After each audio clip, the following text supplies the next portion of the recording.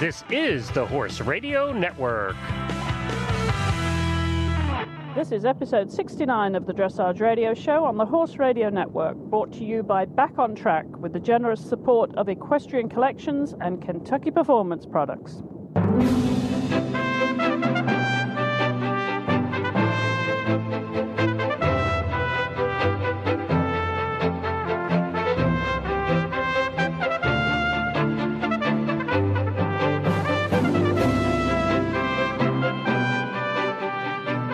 On the show this week, Astrid Apples from Euro Dressage joins us to preview the Alltech FEI 2010 World Equestrian Games. I think Totilas, they're safe for the gold, that's for sure. And then I think number 2 will be Adelinde. I think she would be good for silver. And then number 3 will be a fight between Stefan Peters and Laura Bechtelsheim. This is Chris Stafford in Lexington, Kentucky, and you're listening to the Dressage Radio Show, and I am delighted to bring you this week Astrid Apples from Euro Dressage, who's joining us all the way from Belgium. Is it a sunny Belgium there, Astrid? No, it's pretty overcast today. Oh, is it? Unfortunately, but it's been fine. Well, thanks so much for joining us. It's great to have you on the show at last. You're welcome. My pleasure. Well, you are reputed to be the voice of European dressage now, so all the pressure's on you for this show. Astrid, no pressure at all, I'm teasing you, because I know you are the go-to person to do a break preview with us, so I'm delighted that you've been able to join us, because you really know most of the people that, if they have anything to do with dressage, you pretty much know about it, don't you? I try to keep informed. I know you do. Just tell us a little bit about Euro Dressage. How did you start that? Because you do it all, don't you? Yes, I'm the only one writing all the articles. I actually started with it about 13 years ago, and it was called Belgian Junior Riders Online. It only covered ponies, junior riders, and young riders classes, but it slowly grew into like an all-European website.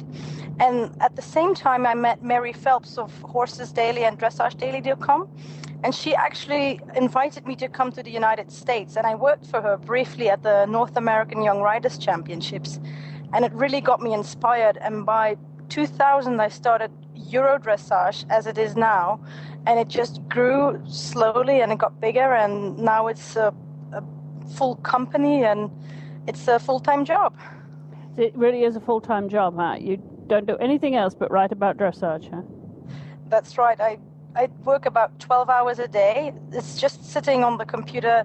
My office is just my living room, and I have Oprah on television on, and I just write about dressage and collect all the news, get the photos out, and I keep going.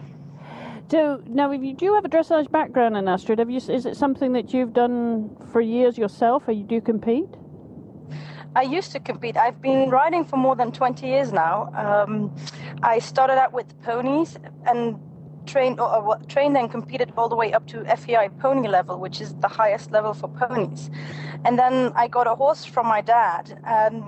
But that was at the same time that I went to university. So I had to quit riding competitions because I couldn't train enough during the week because I was in college in Brussels. But I continued to ride that horse for 11 years, and we schooled her all the way up to almost Grand Prix level. And I really have a thorough background. I've always trained with a really good professional here in Belgium who's a Grand Prix rider. He doesn't compete that much, but he's very knowledgeable, and he trains with George Wahl in Switzerland himself. So I pretty much think I have a good background. George Wahl, now that takes me back to when I lived in Switzerland, and he was our trainer. Now you, of course, you speak with such authority on dressage, but do you travel a lot? I mean, you cover so many different events. You can't be at all of them, Astrid. How do you cover all the events that you write about on your website? Well, of course, you can't cover them all. I start to go out myself to shows in April, and I try to attend some of the most important events for junior ride, for youth riders as well. And I just pick out some nice locations where I know all the best riders of the season are going to be, and I take photos of them, do show reports. Of course, in the winter, I always go to the World Cup finals as well, but I don't go to every show. But what's so easy right now is that many of the European international competitions are streamed live on the internet. So you can actually watch each single ride on the internet, and you can follow the competition from there. And usually I can get my reports online much quicker than when I would be at the show itself. It's amazing, isn't it? I know, this technology is truly amazing. But first this week, we'd like to introduce our new title sponsor, Bo Lofvander from Back on Track. Well, Bo Lofvander, thank you so much for joining us, and welcome to the Horse Radio Network. I believe you are owner of Back on Track, and Swedish, I believe. Where are we speaking to you from? From Florida. From Florida. From Florida right now, yeah. Thank you for having me here. Well, I'm delighted to welcome you to the Horse Radio Network, and of course as now title sponsors of the jumping and dressage radio shows. So I'd like to really explain to our listeners exactly what Back on Track does. Did you start the company, Bo? No, that's my business partner overseas. Okay. He's a doctor, so he started people, and then they took an elbow brace actually to put on a horse and had a suspensory. Some was a race horse and never was supposed to race again, and he was back racing again and win the race after 9 months. So people over there said, "Why do you not start it for horses, with leg wraps and things like that?" And that was around that time I got in on this side to know about the product. So you're based here in the States, are you, Bo? Correct. Yes. Okay, and tell us about your products. You've got obviously a range of horse products, and there's most horse owners, of course, have dogs as well, and I know you do dog products too, don't you? Yes, we have both for horses, dogs, and people. And it's a therapeutic product, but it's used like in the daily work with a horse. It's more like a grooming tool.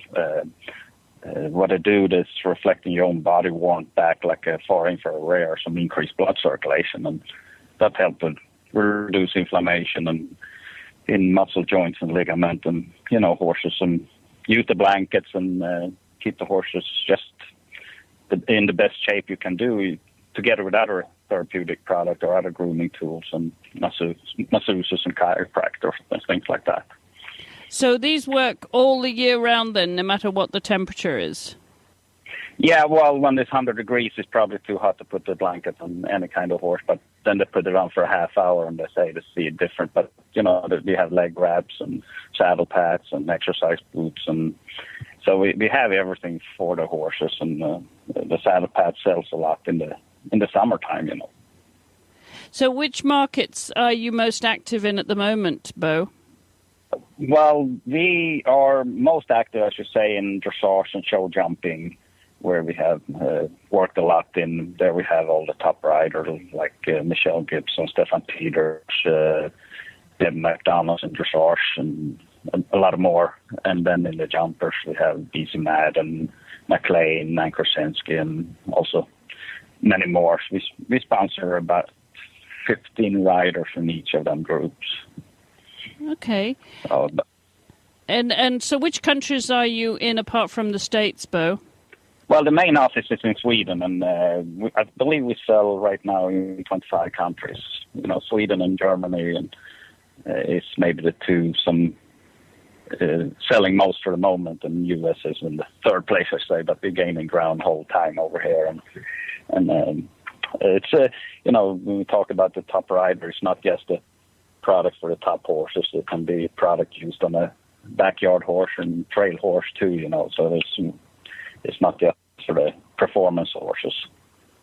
So which are your most popular products that you sell the most of then with horses, Bo? Well, our best product, I always say, is the blanket. The mesh sheet is one that we sell a lot of. You keep the horse's body sound, the legs usually follow, but we sell a lot of leg wraps and a lot of saddle pads that really start taking off. And we have a new product, the exercise boots, on the riders and have tried really like. So it'll be interesting to see how that product's going to go. But it's a bestseller in Germany and Sweden, that product. So hopefully we can get it out here on the market too. Well, terrific. Well, we're delighted to have you as part of the Horse Radio Network now as the title sponsor of both the dressage and jumping radio shows, Bo. And we will, of course, have links on all our websites to backontrackproducts.com. And we want to thank you so much for supporting us, Bo. Thank you very much for joining us today. Yeah, thank you for having me, and thank you.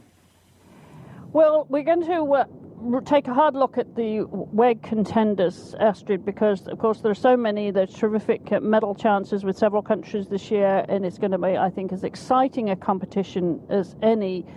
So I'd like to talk through those with you and get your insight into what you think those prospects are. But before we do, I just want to mention a couple of things. First of all, most important, to congratulate Belgium on Kim Clijsters' win at the US Open.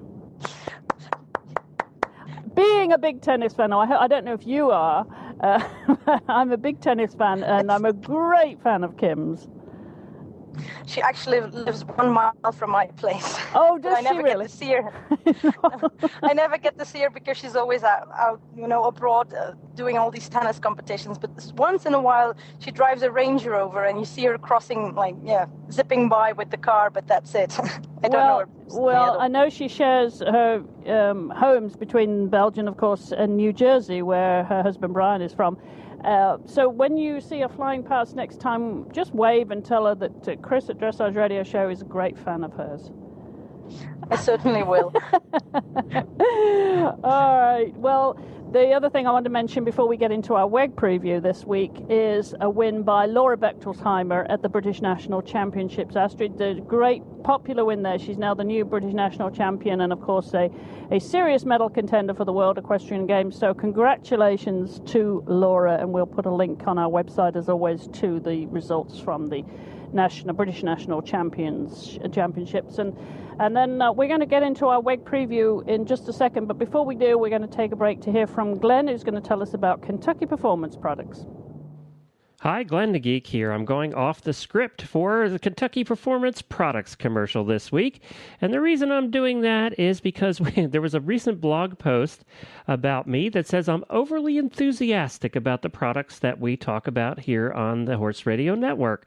Well, that's true. We're very selective about the companies that we accept as advertisers on the Horse Radio Network. We will not talk about, and we will not put commercials into our shows for products that we don't believe in.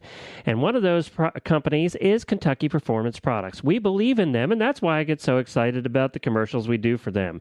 We had the opportunity the other night. We had a get-together with Karen and some of her staff from Kentucky Performance Products, and it was plainly evident the enthusiasm and the dedication they have to making a product that's good for your horse, that benefits your horse's health. And I am just more convinced than ever after our dinner the other night that Kentucky Performance Products is the place you want to go for all the supplement needs for your horse. Check out all the products at kppusa.com. That's kppusa.com. And I will not apologize for my enthusiasm. Well, Astrid, I don't know where to begin with these prospects for the World Equestrian Games and the medal prospects, I should say. But let's take a look at some of these countries. If you don't mind starting with the USA, since we hopefully will have a home advantage, but who knows? Let's talk about those, because we've been lucky enough to catch all of our team riders and have them on the show in the last few weeks. What do you think the Americans are looking like from Europe now, from your perspective?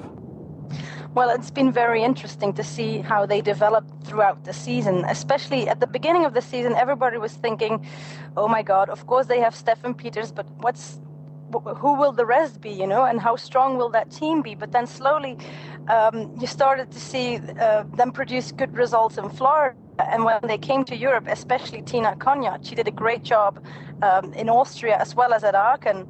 And I think they'll put up a tough fight, especially, of course, because Stefan Peters can pull up the score so much because he's a high scorer. I think they'll fight for a medal, for a team medal for sure. I'm not sure if it's going to be bronze or silver. It all depends a little bit on Germany. what they're going to do. And then, of course, you have Britain, who's really strong, and Denmark, who's pretty good also. But I think with home advantage, the Americans are going to do really well and rise to the occasion. Yeah, I think that's always the case, isn't it? When you've got so much support for a home team. But of course, as you pointed out, we've got high scorer in Stefan with Ravel, and then the others, it's going to be hard for them to really catch up to anywhere close to Stefan's score if Stefan and Ravel go as well as they can do. So we've got Tina Conrad, of course, Todd Fletcherich, Catherine Bates and Chandler, and of course Catherine Dedat is the reserve.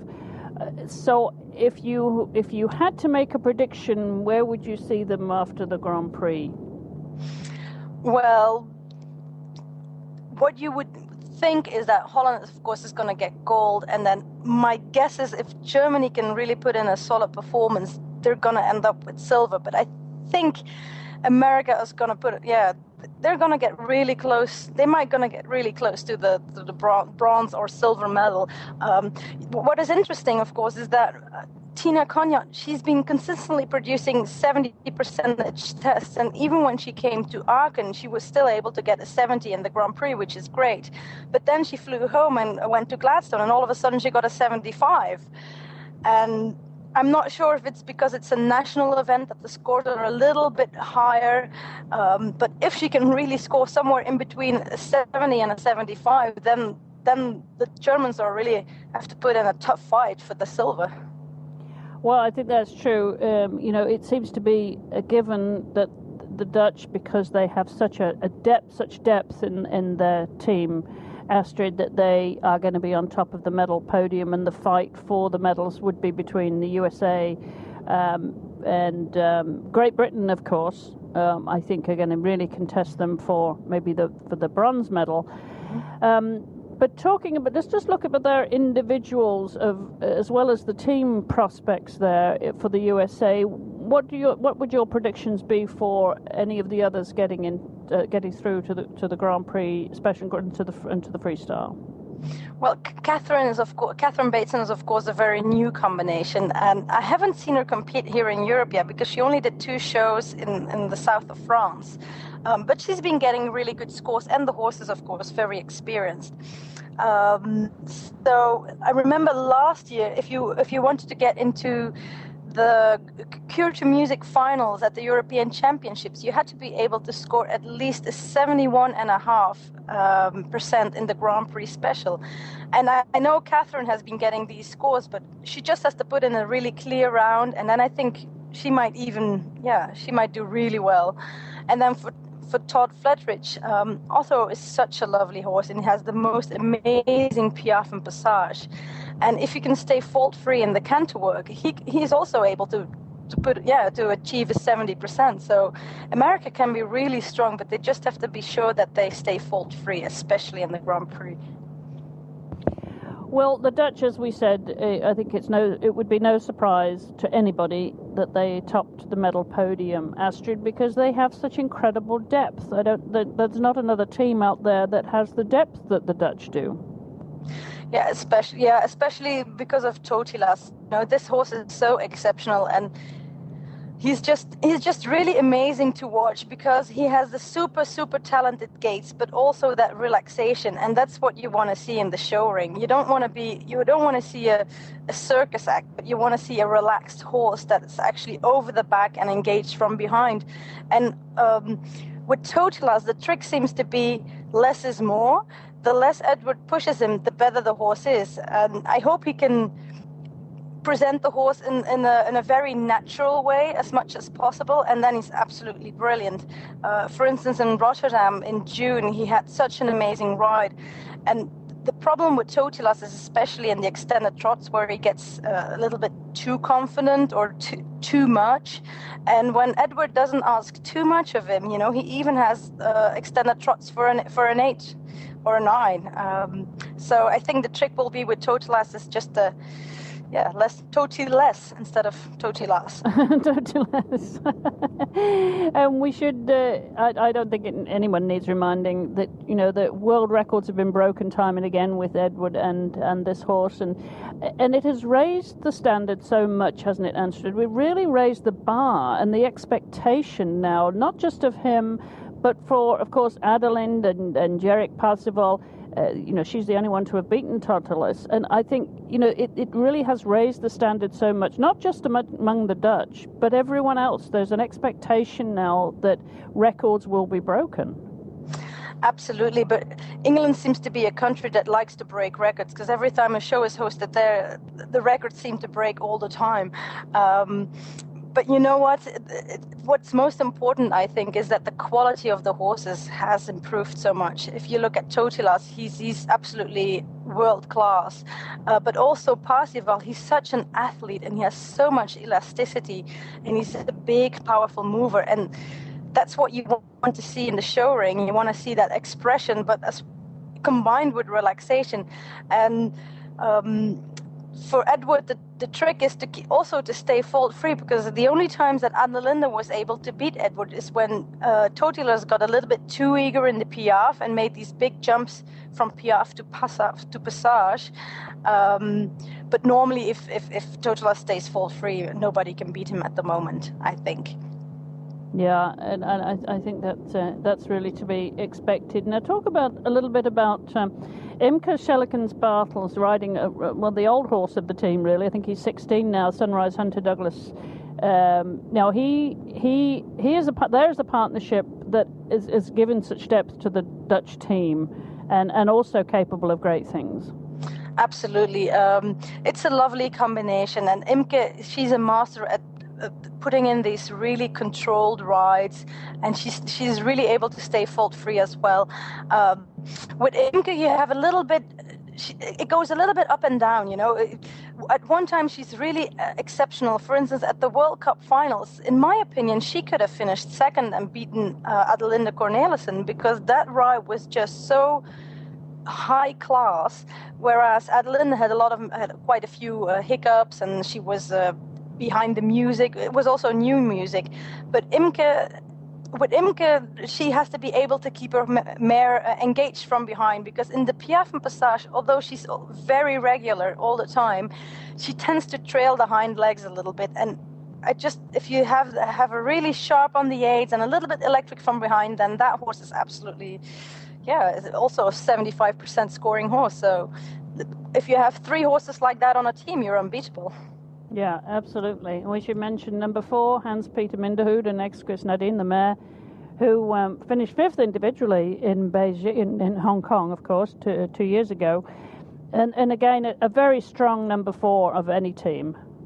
Absolutely. I mean, Hans-Peter Minderhout is a very skilled rider, and the mare is really lovely as well. I don't think she has the same qualities as the other 3 horses have, but Hans-Peter is really able to get everything out of his mare, and he's always the one who rides with so much energy and forwardness, and maybe even sometimes a little bit too much, but it's just it's a joy to watch them go. And normally their scoring level is around 72%, and if that's a drop score, I mean, it's amazing to have a 72% as a drop score. So not a bad drop score, is it? Not at all. Not at all. Well, let's move on to the German squad, Astrid, because they are not going to be the favourites this time around. I mean, it's always been a tussle between those 2 titans, Germany and the Netherlands, for years, for as long as I can remember. And this year, though, they're not bringing a team that you're going to say this is the gold medal team. It's got a little bit less experience. You've got some younger horses, some older horses in it. Now, of course, you have got Isabel Worth, of course, and when you've got her on the team, you're going to go all the way. Absolutely. I mean, Isabel, she's so experienced, and she calls herself the mommy of the team right now, because she's the oldest and a mother as well, of course. I mean, with Isabel, normally, with exception of Beijing, of course, she's good for a high score. Satchmo is so routine, and He's just a really good ride. The only problem lately is he's turning 16, and you do see a little bit of wear and tear in the hindquarters, and it often shows in the flying tempi changes in the one tempies where he misses them. But still, I mean, with half passes for a 10 and a super walk, you know, she can always pull up the scores when she makes a tiny mistake here and there, and she'll never beat a drop score. I don't see that happen unless Satchmo sees a ghost again. But well, he hasn't acted up in 2 years' time, so I think they're pretty safe. And then, of course, the big rising star of the German team at the moment is Annabelle Balkenhol, and she has an absolutely super horse. That Dablino, it's a De Niro offspring, and he is just amazing. And to me, it's one of the best horses on the scene at the moment. He doesn't have the best walk. He lacks a little bit of ground cover in walk, but he has such a nice piaffe and passage that should also score 9s and 10s. But because it's a new combination, the judges seem to be a little bit more conservative, and they get stuck at an 8 or sometimes a 9 if they're very generous. And that's a bit of a pity, because these rising stars, they always have to fight for their points. And once they're at the top, they get them for free as a figure of speech. But with Annabelle, I think she could be definitely a top 5, top 10 candidate at WEG. So I think she's going to be great. Well, that's interesting. That's good to know. I mean, he's only 10 years old now as a young Hanoverian. Yes, he's 10, but he is it's a very sensitive horse, and he tends to be spooky, but let's hope he won't freak out in the show ring and stay relaxed. But if he's calm and collected, this horse is absolutely world class. Well, another young horse, relatively young horse, is Christoph Koschel's 11-year-old Don Perignon. A new face to this WEG squad, of course, and so too. Good to see Matthias Alexander Rath, of course, on the 15-year-old Oldenburg Sterntaler UNICEF. What would you expect of those two combinations, Astrid? I think Christoph is probably to be considered the fourth combination on the team, but Don Perignon is also a really nice horse and a super talented horse. And I think give him 1 or 2 more years, he lacks a little bit of strength overall in the body, but he has such a nice suspension, and this horse has the most amazing silhouette. When you see him go through the ring, he floats on air. It's just that the horse doesn't have much experience at doing 3 tests in a row, and we saw at the German Championships that for the Kürte Music he sort of ran out of steam. I just hope that his condition will be fine for WEG, but this horse can score 74% if it stays fault free, and it has also one of the most amazing passages of all the horses out there. That's amazing. So it's not a team that you would say, all 4 of them are going to be breaking world records and going to really push the Dutch to the wire. But, they're still, the Germans are always good. And as you say, Annabelle's the very experienced, Matthias, very experienced combination. So really, anything could happen. You never know, do you, with these? Yeah, I think that's a little bit the problem with the Germans at the moment. The quality of the horses is absolutely there, but it's not that the confidence is not really there, especially with Matthias Rath. It's a super routine horse, has been around the block, knows all the movements, but he always has that little problem at X. At the end of the ride, he refuses to piaffe at X. And at one show it works, and Matthias can make him do enough steps, but at other shows it gets so dangerous, the piaffe gets so dangerous that Matthias only does 1 or 2, and then he gets a 0 or a 1, and that makes the score drop considerably. And that's a little bit the problem of the Germans. You don't really know what's going to happen. Is Sterntaler going to piaffe? Is Dablini going to spook? Is Satchmo going to step on his own hind legs in the piaffe and lose the rhythm? Or see the ghost of the Kentucky Horse Park that no one has ever seen before or ever will again. It might appear this time. You never know. Well, I certainly hope so. Hope not, for Isabel's sake. No, absolutely. But if they're all on form and everything goes the way it should go, I mean, all 4 riders can put in solid mid 70% test. So I think they're gonna put in a good effort to, like you said, to push the Dutch to the wire. Yeah, absolutely. All right, well, we're going to talk about some of the Scandinavian contenders here in just a second, Astrid, but let's just take a break here from Glenn. Tell us about Equestrian Collections. Equestrian Collections is a true innovator in the retail horse world, and they have done it again, this time with their new shipping program. It's called their Unlimited Shipping Program, and there are 2 options, and you can choose the one that's best for you.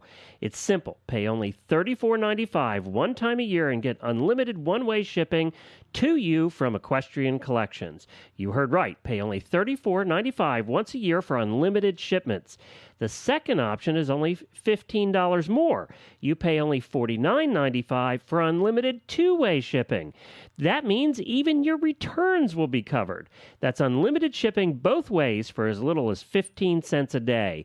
Think about it. Even if you ordered every day, you won't pay any more for those shipments. Now that's an innovative company at equestriancollections.com. Well, our Scandinavian friends are coming down in full force, Astrid. Let's talk about the Swedish team, Bo Jenner's team there of Patrick Kittel, Tina Wilhelmsson, Minna Kendall and Charlotte Haig-Bondegard. What do you think their prospects are? Of course, Patrick's been going really well preparing Scandic this year. Yeah, I think the Swedes are definitely a force to be reckoned with this year, and I think they might even be stronger than the British at this point, especially with Scandic was really good at the World Cup finals, but he got injured afterwards, and he hasn't been out for a long time. So I think WEG will be his first show since the injury. But this horse is such a pleasure to watch. You know, he's very elastic.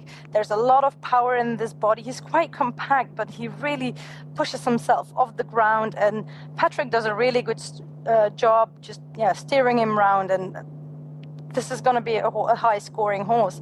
And then, of course, you have Tina Wilhelmsson, who's favorite. It's also one of those sensitive, spooky horses. And last year at the European Championships, he blew up the freestyle because he got scared. But normally the horse is getting more solid in his work. And I mean, this horse is so light-footed and elegant. And Tina is just the most amazing soft rider you can imagine. And it's a pleasure to watch them go. And they're also able to get around 74%. So with those 2 strong riders, they can really go for the bronze, I think. Yeah, interesting. And my comment about Scandic was following Patrick, his friend on Facebook, and how he's been preparing him. He's sounding very confident about his preparation there at home this summer. Yeah, it'll be very interesting to see him go because he's not been out for such a long time. But I'm sure Patrick knows what he's doing, and we're all looking forward to see them in the show ring again. And the Danish team, we've got Natalie Suzanne Wittgenstein, Andreas Helgston, of course, very experienced, Sanval Holst, Sune Hansen. These are an interesting team again. The Danish, you can never rule them out, can you? No, but this year the Danish team is a little bit weaker than before because Andreas is not on the team actually. It's going to be Natalie Suzanne, who's always been a very confident and reliable rider, but you have Anna Van Olst, who's the other one, and she goes a little bit up and down with her performances. But normally, Clearwater, he's a fun horse to watch, and he's very bubbly, and he's very good in the passage as well, as long as he can keep the gait very even in the rhythm. But it's gonna be very interesting. It's a new young team. This year, I don't think they're going to go for a medal. They won't be able to get one, but it's always fun to watch them, especially because they improve so much year after year. And now this year it's a little bit younger, but I expect them to do much better next year at the European Championships in Rotterdam. Yeah, I'd imagine their main goal would be to see if they can qualify for the Olympics. Do you think that's on the cards? Probably they're going to put up a tough fight for sure because they want to go to. Everybody in Europe wants to go to London because it's so close by now, and of course the Olympics are always something special. It's the goal of every rider. Sure.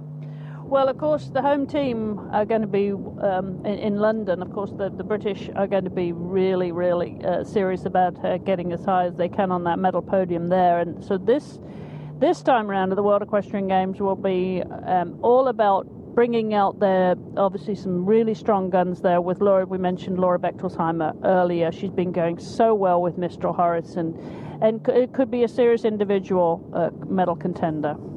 Absolutely. I think Laura will be the one to challenge Edward Gall and Adelinde Cornelissen. She's been doing such a great job this season with her horse, and she's getting more confident and more strong in the ring. Even at Aachen, she was super, and she's, in my opinion, she should have finished second in the Grand Prix and the Special, not in the freestyle.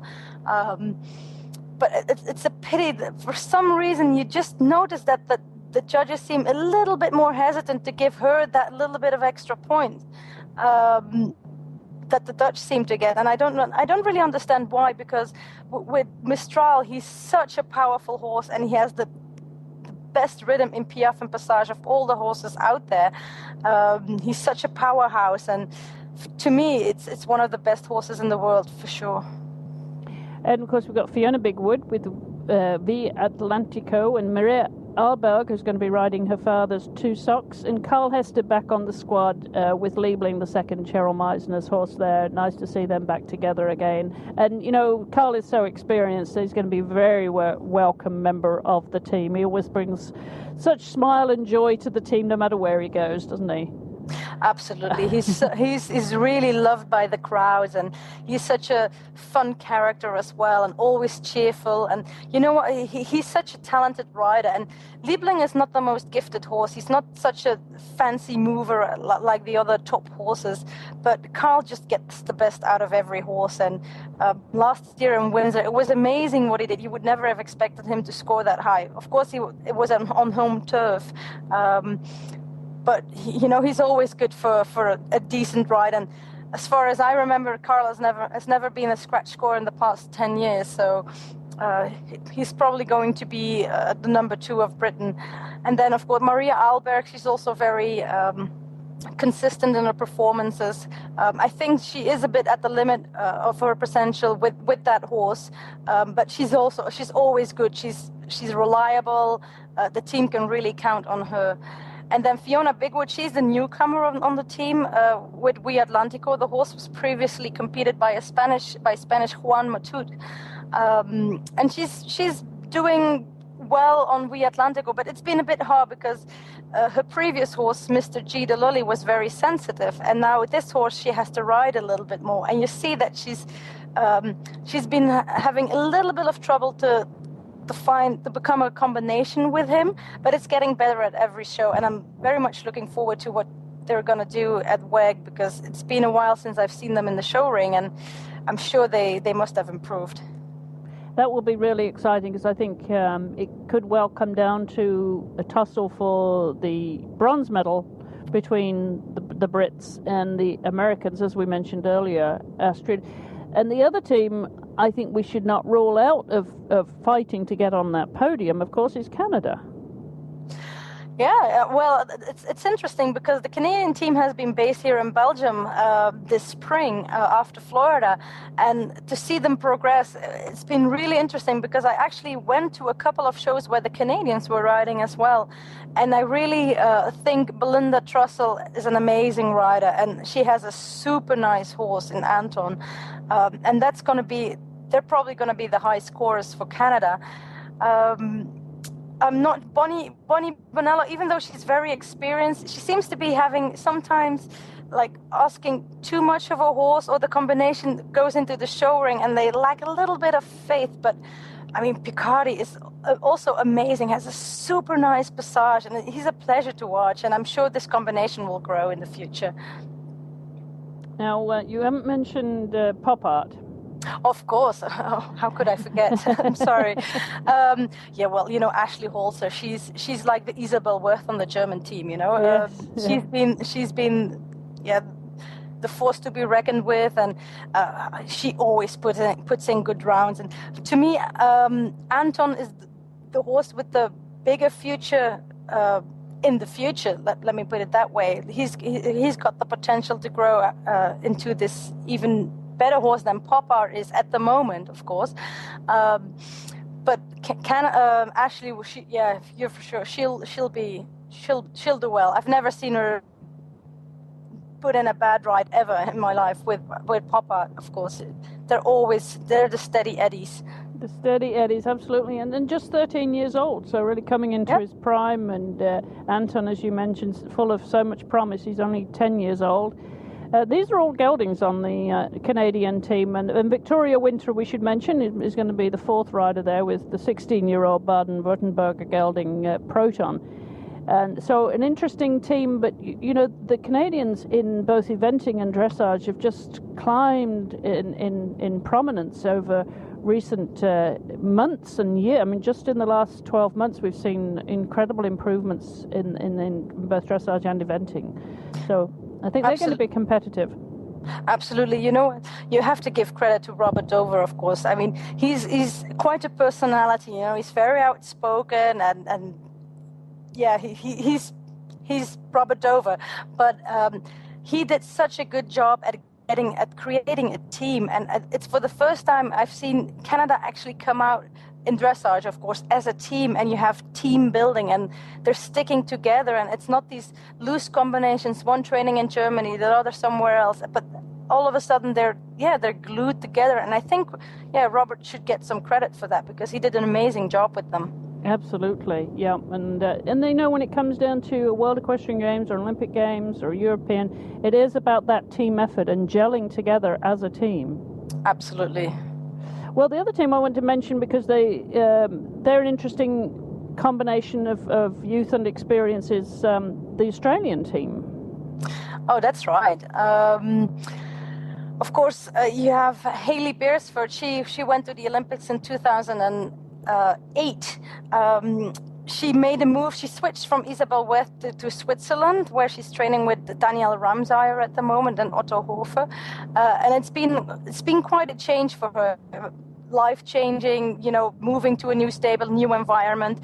But she and her horse, they've been really doing well, especially at Lipica in Slovenia. They were really on a high, and this combination is really fun to watch because she's riding a Lusitano stallion, and it's always a nice pleasure to see a horse of a different breed in the show ring. And then, of course, you have newcomer Lyndall Oatley on Potiphar. She's Patrick Kittle's fiancée. They're getting married right after the World Equestrian Games. But she's brand new on the team, and normally she's scoring around 64%. But it'll be interesting to see what she does at the big championships, if she's calm and collected and can put in a nice solid ride. Absolutely. Well, we should remind our listeners that she's Christy Oatley's cousin. Christy, of course, was well known on the team in the past, so her cousin's taken over team duties this year. And then we've got, of course, Brett Parbury and Victory Salute, and Rachel Sanner, of course, more experienced member of the team there with JB Alabaster. Yeah, I can't say much about Rachel Sana and Alabaster because I've only seen the horse when he was a youngster at the World Young Horse Championships in Verden, and I've never seen him go as a Grand Prix combination, so I can't really comment on them, but I'm sure, I mean, they've been solid performers in Australia and always like number one or number two. And then you have Brett Parbury, who's really... a rising star. He came to Europe to train with Edward Gall, and the horse has just improved so much. He always had a super piaffe and passage, but now the other work is coming together. His horse is not very supple in the top line, but you could really see improvement in the half passes now, and I think it'll be very interesting to see how they progressed over the past few months. And we should mention some of the individual prospects, but also the breaking news today, of course, is that Austrian Victoria Max-Torre is out of the games. Yes, it's a real pity that she's not going because her horse Augustine is this huge powerhouse Oldenburg stallion, and he is so much fun to watch, and it's just such a powerful mover, and this is one of the very few horses with real sit in the piaffe. He really takes the weight on the hindquarters, and they're so much fun, and Victoria is just a joy, you know. She's calm in the saddle and nice light aids, and she's the one who waves at the crowds, and she smiles, and I mean, when she comes out of the arena, everybody gets just really cheerful and happy just watching her. And but it's a pity that they're not coming. I knew that the family was in doubt whether to go to Kentucky, because the horse had colic surgery last year in November 2009, and he's been really sensitive, you know, also he is on a very strict diet. He needs to get fed a lot of moments during the day. He has special hay from the Schwarzwald area, very nutritious hay, you know, but good for horses with sensitive bowels. And I remember that Elisabeth Max-Toyer told me, she said that if I can't bring my own veterinarian on the flight and in quarantine, that she's not going to take the horse. And I'm not sure whether this didn't come true, but I think in the end all the logistics were just a little bit too much, and the owners didn't want to take the risk of shipping this sensitive horse to the States. Right. Well, what about the other individual prospects, Astrid? How about Spain? How are they looking this time around? Spain is in. It's a real pity that we're missing Beatriz Ferrer Salat, because she has a new horse called Delgado. He's also a De Niro, and actually the spitting image of Annabelle Balkenhol's Dablino. The two just look alike. You know, they're both chestnuts, stockings, and a white stripe on their face, and they move alike. You know, they have the same movement mechanism, the same talent, the same power from behind, and it's such an amazing horse. But unfortunately, it got unlevel and had to be operated on the tendon. So we're missing Spain's strongest rider. But then on the other hand, you have Juan Manuel Munoz Diaz. He's the one riding the Andalusian stallion Fuego, and he's doing really well in Europe. And this horse doesn't have that short, choppy gait that you normally see in Andalusians, but he's actually moving more like a warm blood horse. And of course, then you score real high points at Grand Prix level. You know, if you have the horse with the big gaits, but then still with the typical Andalusian talent for collection, because of course they're super in the Piaffe and Passage and in the pirouettes as well. Are there any other individuals out there that you think could go all the way, Astrid, that are not on a team? I just have to think. Of course, this year Kira Kirkland is not there, and she's always the individual, you know, the individual riding. But Absolutely. She retired Max, and she's not going. And I know that with the French team, the French, to my opinion, they're not sending anyone, or at least I haven't read the press release about team selection.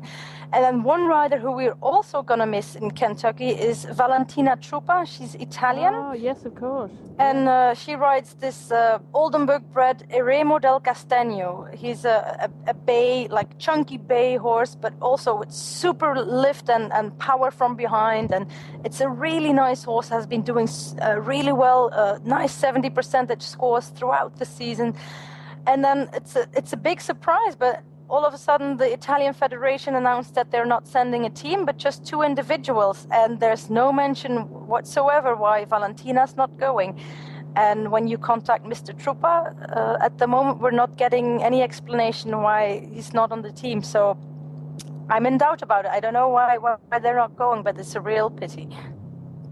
Well, I think we pretty much agreed, and I'm sure it's a general consensus in the whole world of dressage, Astrid, which of the teams who is going to make it onto the medal podium, those few teams the few nations that will make it all the way. But let's just talk a little about the individual prospects for individual medals. Who's your money on for the individual medals?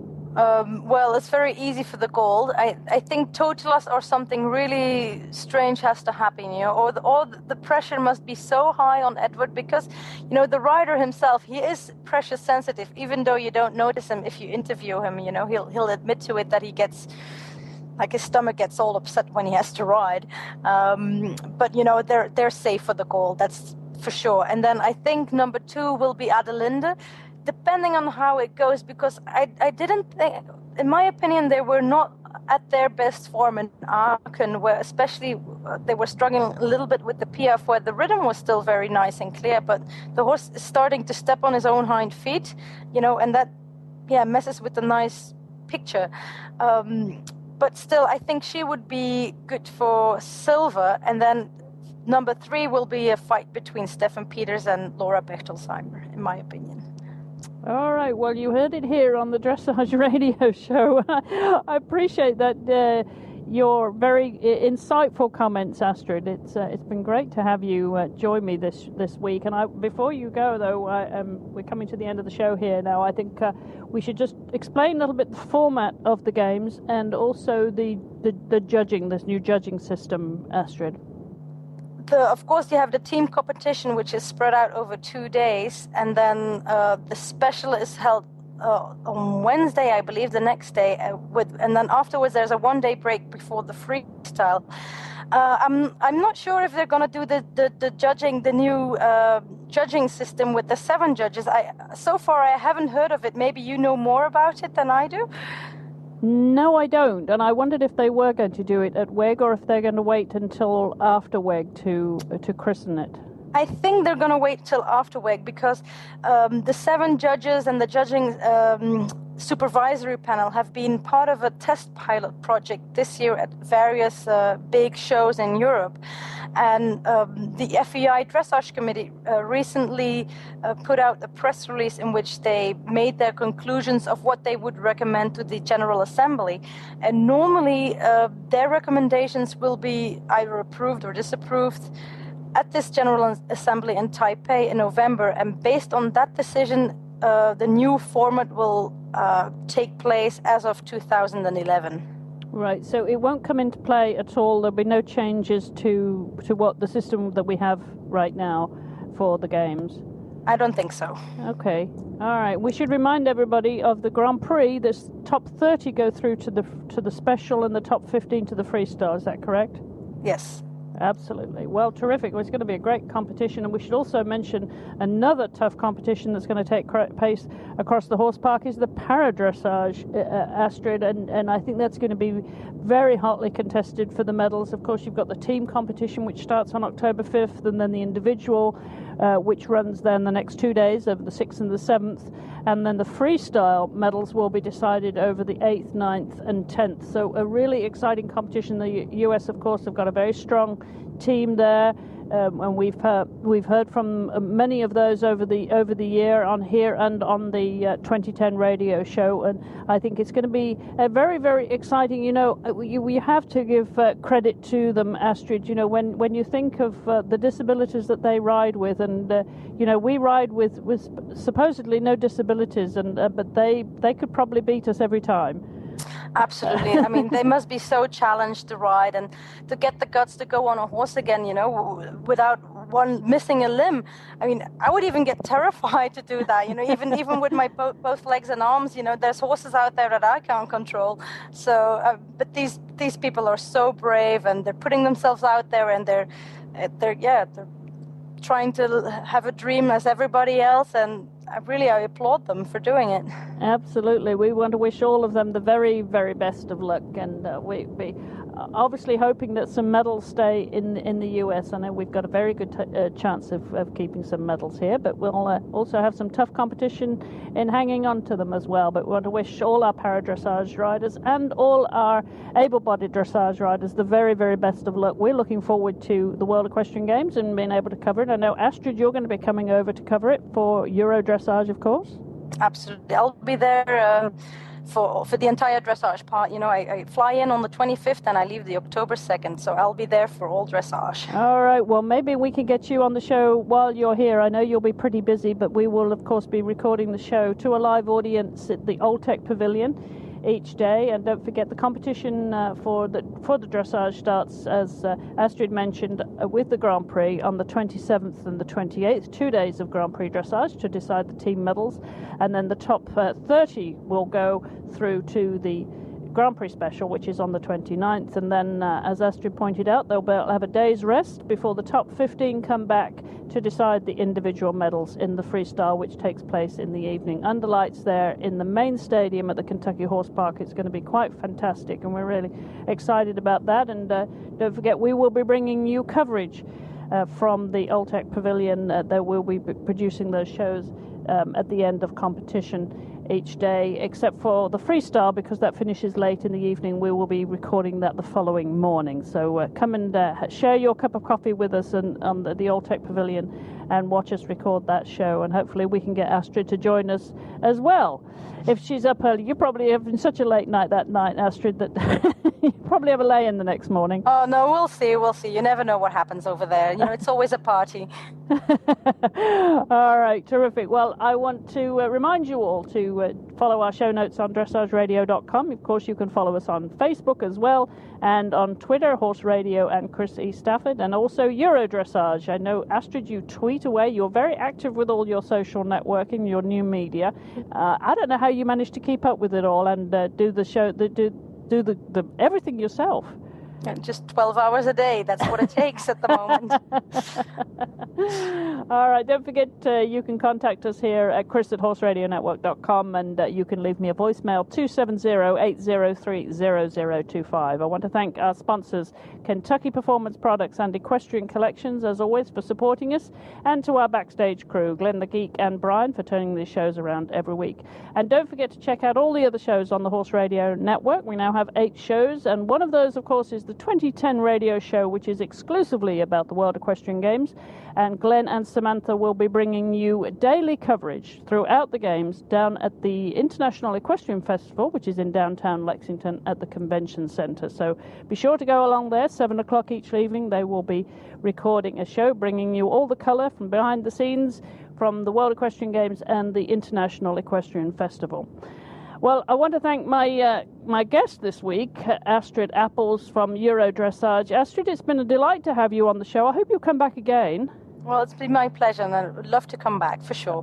All right. Well, we'll catch up with you when you get over here to Kentucky, so safe travels. And don't forget to say hi to Kim Kleisters if she happens to come back. I know she's a neighbor now, that I'll be asking you her whereabouts now that I know you live down the road. I will. All right, well, I will be back on the first day of dressage at the World Equestrian Games on September 27th, so that wraps it up until then here from the Dressage Radio Show. So until then, thanks to all of you around the world for listening, and I look forward to catching up with you again during the World Equestrian Games.